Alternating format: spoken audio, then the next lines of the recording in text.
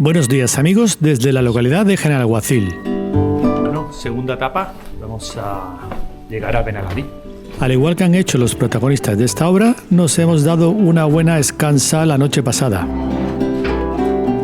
Con las fuerzas renovadas, emprendemos la segunda etapa de esta ruta circular por el Bajo Genal, que ya empieza a estimularnos con las obras artísticas y etnográficas que nos salen al paso por las calles de este pintoresco pueblo.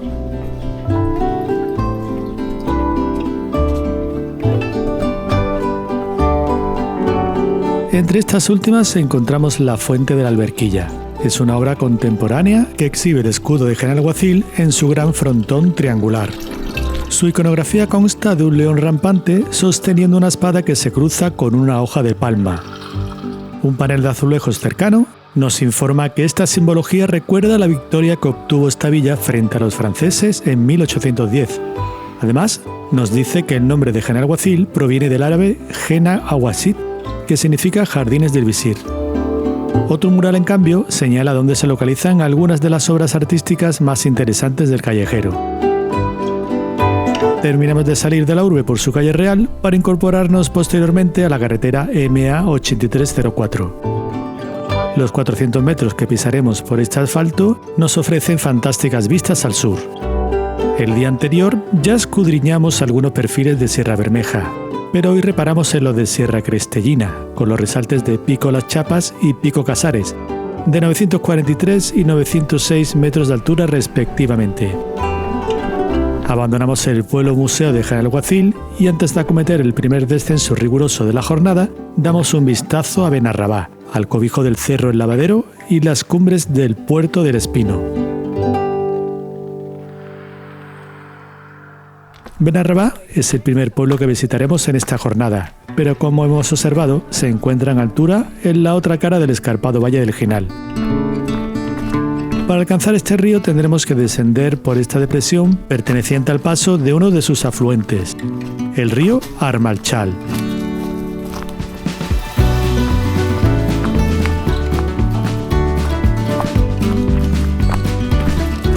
El sendero discurre por la cara meridional de la loma de Benajarón, de donde descienden también varios arroyos que nutren al Armalchal, como el Panerón o el de las Cañas.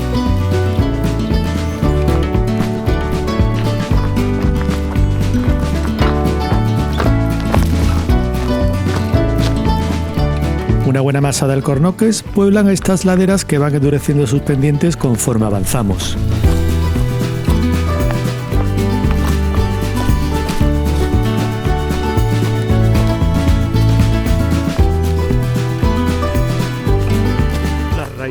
Casi volando. Cruzaremos varias pistas más anchas, pero nosotros continuamos en caída libre hacia el oeste. Una vez flanqueada la finca Los Duros, es cuando llega la parte más incómoda y escarpada.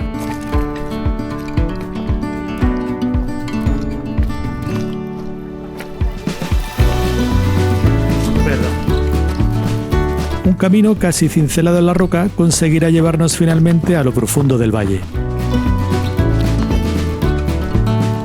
La vegetación de ribera ya anuncia la cercana presencia del caudal del río Genal.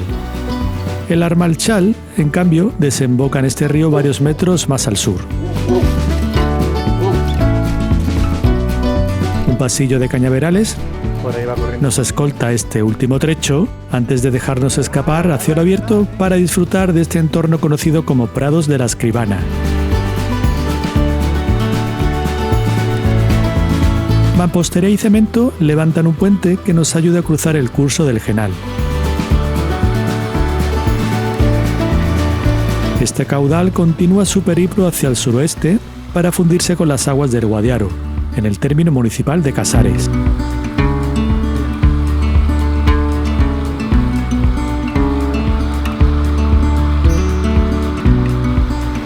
Es la última ocasión en la que nos toparemos con el Genal, ya que el resto de la ruta discurre por el margen occidental de su cuenca fluvial. A continuación, seguimos dirigiéndonos al oeste para vadear el arroyo del Infiernillo. El nombre resulta curioso, pero viendo la subida que nos espera, la verdad es que cobra sentido. Rampas del más del 20% de inclinación queman los cuádriceps ganando altura rápidamente. Las estampas adquieren perspectiva de la desembocadura del río Almarchal por el Prado de la Escribana. Se las trae. Venga, que el infiernillo no cesa.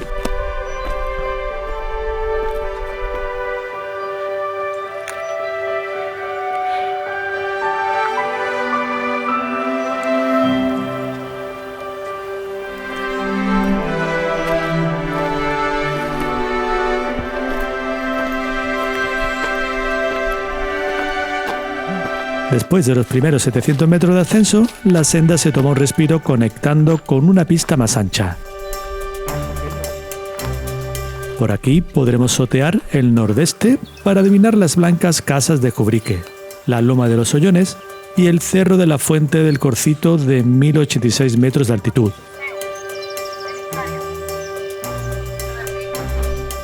La pendiente vuelve a pronunciarse hacia arriba. Venga, subida buena. Con repechos algo más suaves, pero que también requieren empeño. Benarrabá, con viviendas adaptadas a las faldas orientales del Cerro El Lavadero, ya se empieza a mostrar en la orografía. Alcornoques, castaños y pinares dispersos tapizan de frondosidad estas superficies, convirtiendo la depresión del arroyo del Infiernillo en un paraíso. En cuanto a naturaleza se refiere, claro está, porque para nuestras piernas el paraíso sería estar metidas en hielo.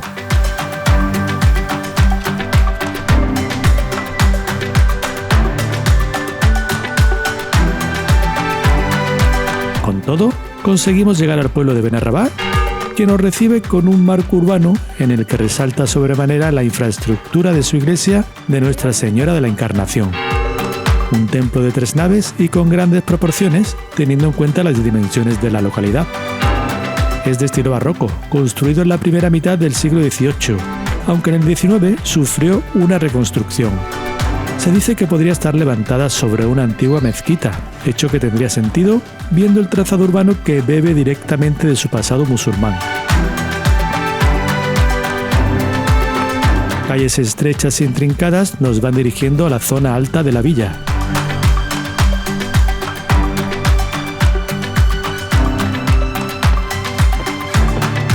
La disposición aterrazada de las viviendas nos da la oportunidad de disfrutar de grandes vistas al Bajo Genal, donde relucen Faraján y Jubrique, pueblos de la primera jornada de esta aventura.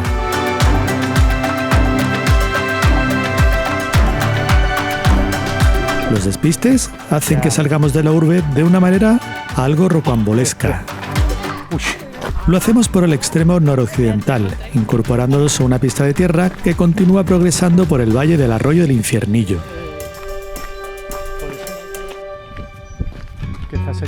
Pronto alcanzaremos el cauce de este curso de agua para empezar a afrontar la otra cara de esta angostura. Siguiente subida del día. De nuevo, a subir, pero al situarnos en el margen del valle enfrentado, comenzamos a obtener bonitas vistas hacia Benarrabá. Es posible que el nombre del pueblo provenga de las palabras árabes benimerines de Rabá, hijos de Rabá, y que fuese la propia tribu bereber quienes poblaran la zona. La economía del lugar, al igual que sucede en otras localidades de la comarca, tiene como base la explotación forestal y la agricultura. Por su parte, la artesanía, gastronomía y el turismo rural también suponen actualmente importantes fuentes de ingresos. Nos orientamos ahora hacia el norte, aunque el camino tendrá que ir serpenteando por las lomas que descienden de una cadena de riscos que muy pronto tendremos a la vista. Hasta el Gatocín. Esta loma que estamos terminando de ascender abandona la depresión del arroyo del Infiernillo para situarnos posteriormente en la cara meridional del valle del arroyo de Villarta.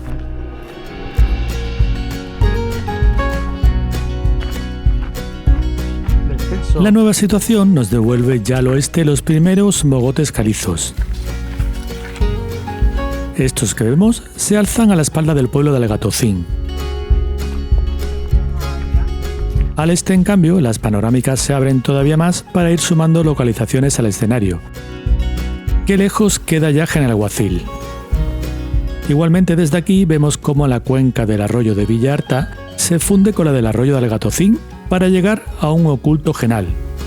El valle se prolonga después con el río Monardilla hasta el Cerro del Canalizo, de 1172 metros de altitud.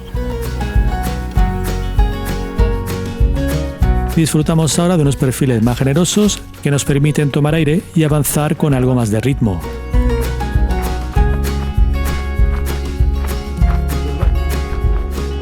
Si estamos atentos, Por ahí se escucha un cencerral. Ah, mira, está allí. un corderito. Lamentablemente, nos ve llegar y rápidamente se oculta entre la maleza junto a sus compañeros. Por suerte, la pena nos dura poco, ya que el gatocín aparece repentinamente reluciendo a 725 metros de altura sobre las laderas septentrionales de su valle homónimo. También se desvela el resto de riscos del afloramiento rocoso de Olla Grande, que vimos anteriormente. Una profunda depresión se interpone entre nosotros y el pueblo.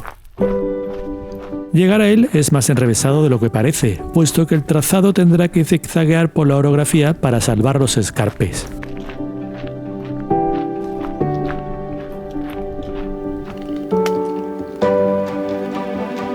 La primera parte incluye un descenso que flanquea las propiedades de la finca Casa Guindales, un lugar que hace las veces de espacio para retiros individuales o grupales y también de alojamiento rural.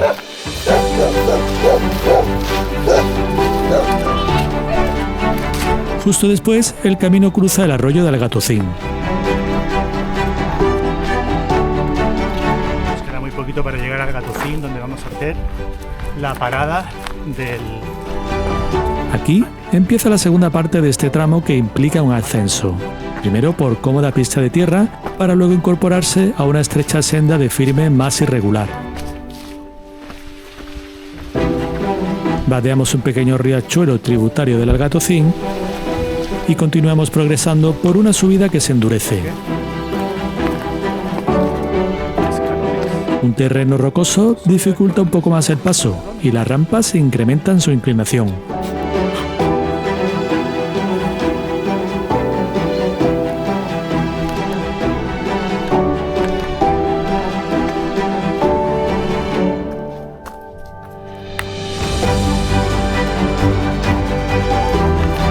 La calcegadora de las viviendas de la localidad cada vez está más próxima.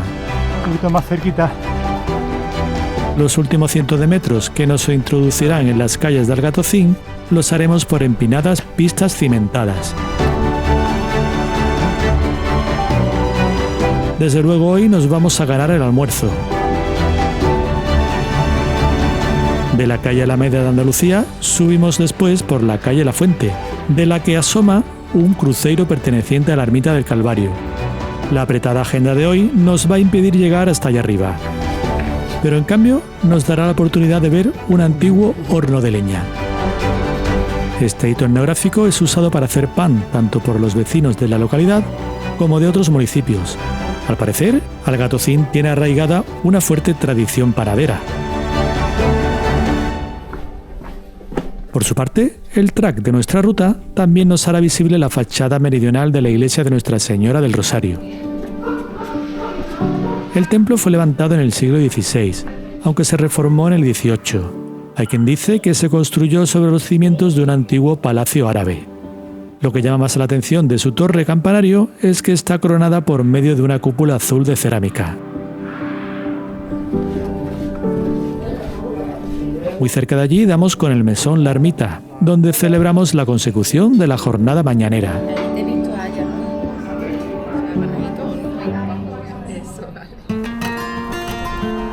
Reanudamos la marcha para descender ahora por la calle que exhibe la encalada fachada septentrional de la iglesia. Después, zigzagueamos unos metros para empezar a salir de la urbe por su calle Guardia. No abandonamos al Gatocín sin antes reparar en unos paneles de azulejos que nos hablan de las fábricas de cera y los alambiques, valiosos recursos que antaño formaron parte de su tejido económico. Justo al lado, un cartel nos indica que vamos a empezar a caminar por el sendero de los nacimientillos, las pilas. Parte del nombre de esta ruta tiene sentido, ya que la iniciamos por la cara occidental del valle del Arroyo de los Nacimientos.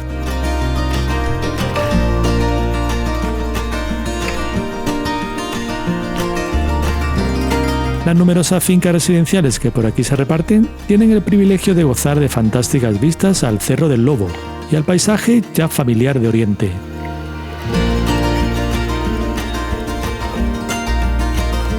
Al sur, Algatocín ya se yergue majestuoso, escalonándose sobre la loma en la que se asienta. Estas empinadas pistas cimentadas, que facilitan el acceso de vehículos a las distintas propiedades, no van a tardar en desaparecer. Se sustituyen ahora por una senda que encara el abrupto terreno que navega entre masas de alcornoques. Los firmes de Zahorra se alternan con otros empedrados, por los que cruzamos también trazados correspondientes a cauces secos de riachuelos.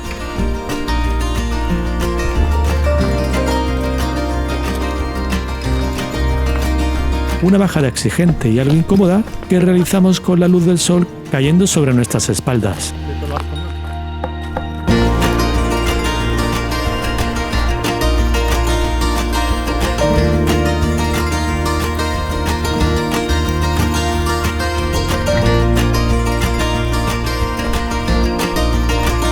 Nuestra llegada al fondo de este valle pilla por sorpresa a ciertos individuos. Después, algo más calmados, parece que empiezan a coger confianza. E incluso se acercan a ver si pillan algo de comer. Espero que no nos vean como una suculenta gran bellota. Por un momento lo llegamos a pensar. Pues muy valiente va tú ahí. Y el otro, muy tranquilo. Yo pensaba que iba a salir corriendo. Oh. A continuación, en esta inflexión del camino, cruzamos el cauce seco del arroyo de Benajamuz. Y como ocurre con estos barrancos, cuando tocas fondo hay que empezar a subir. ¡Qué bueno, Mamoni! En esta ocasión, los cerdos que deambulaban por la zona parecen querer hacernos compañía. Aunque luego, cuando ven que tienen que seguir subiendo cuestas, desisten en su empeño. No obstante, por si algún valiente se atreviera a rondar por estas altitudes, se toparía con una verja que le acotaría su libertad de movimientos. Nosotros pasamos asegurándonos de mantener bien cerrada esta puerta y continuamos avanzando. A escasos metros hay otra verja, pero de madera, aunque debido a su deterioro y el de la casa contigua, parece que ya no se le da uso.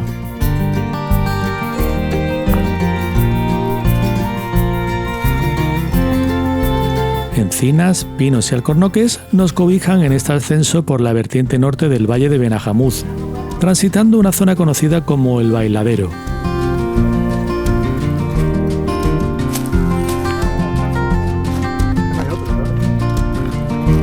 Un recorrido atractivo, donde nos sorprenden algunos árboles retorciendo sus ramas, como intentando competir con otros por ver cuál es el más pintoresco de todos.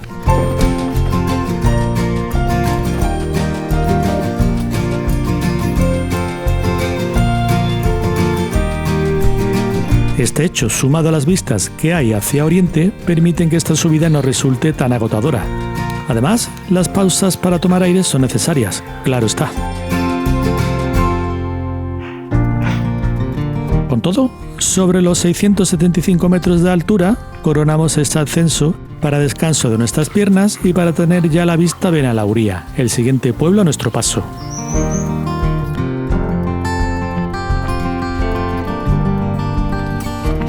Esta localidad se asienta sobre las laderas orientales del Pico El Cerro, de 837 metros de altitud.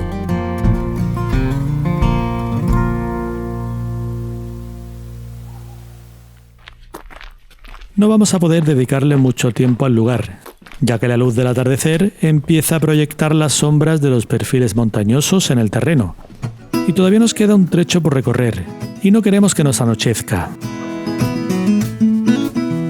Aún así, atravesar Benalauría es una auténtica delicia, pues nos sorprende con su trazado andalusí, en el que disfrutamos de calles llenas de paz con casas tradicionales perfectamente encaladas, limpias, empedradas con canto rodado artístico, exhibiendo diferentes motivos.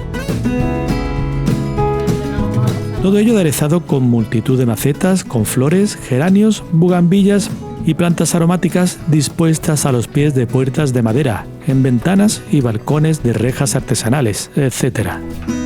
Todo un paseo balsámico que nos hace recargar energías para el tramo final de la jornada.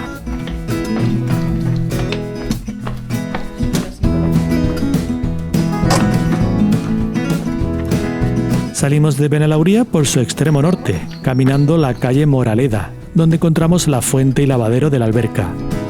Este conjunto hidráulico se empleaba antaño para lavar la ropa y su agua natural destacaba por la frescura y calidad. Un hito etnográfico que se ha conservado para comprender mejor el pasado rural de la población. Vale. Dejamos Benalauría para continuar el viaje al norte hacia Benadalid, el destino final de la ruta. La corona rocosa de su peñón homónimo asoma por los perfiles.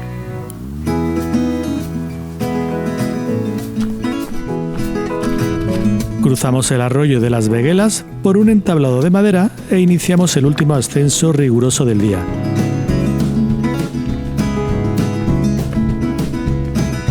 No es un tramo largo en distancia, unos 500 metros de recorrido, pero comprende desniveles que oscilan entre el 10 y el 25% de inclinación.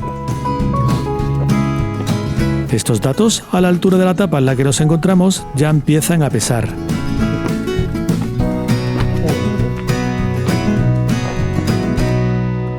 En total, en el día de hoy vamos a acumular más de 1.100 metros de subida, lo que confiere a este itinerario un buen nivel de exigencia.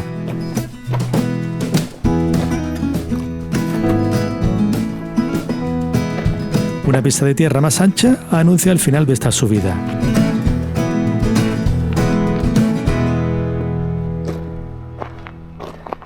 Inmediatamente después, nos incorporamos a una senda que acomete el descenso final a Benadalid.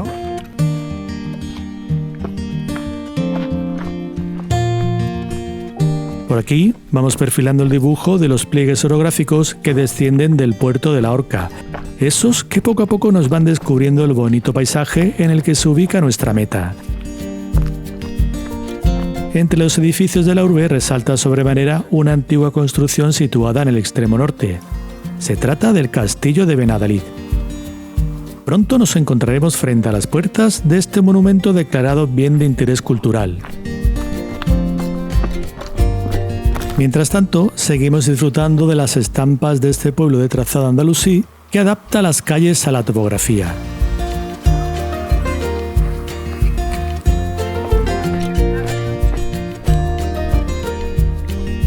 La Sierra del Íbar todavía reluce al norte en el horizonte de esta imagen.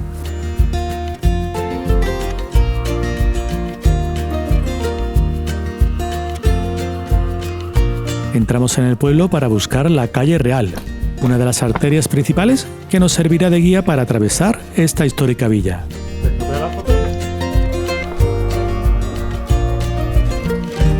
La calle desemboca en un estupendo mirador a un valle que ya está sufriendo las sombras del ocaso del día. Y justo a pocos metros se emplaza el castillo de Benadalid, también conocido como las Cuatro Torres. Sobre la puerta de entrada observamos un escudo de armas perteneciente a la casa de Medinaceli. Debajo del mismo hay una placa con la fecha 1635, época en la que estaba reinando Felipe IV y que coincide también con las fechas de una reforma del castillo. 3 de las 4 esquinas del complejo terminan en torres cilíndricas mochas que servían bien para la vigilancia, bien para la defensa.